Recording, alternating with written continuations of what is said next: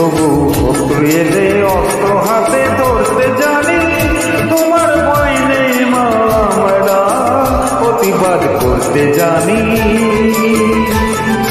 মা গো ভাবনা কেন, আমরা তোমার শান্তি প্রিয় শান্ত ছেলে, তবু শত্রু এলে অস্ত্র হাতে ধরতে জানি।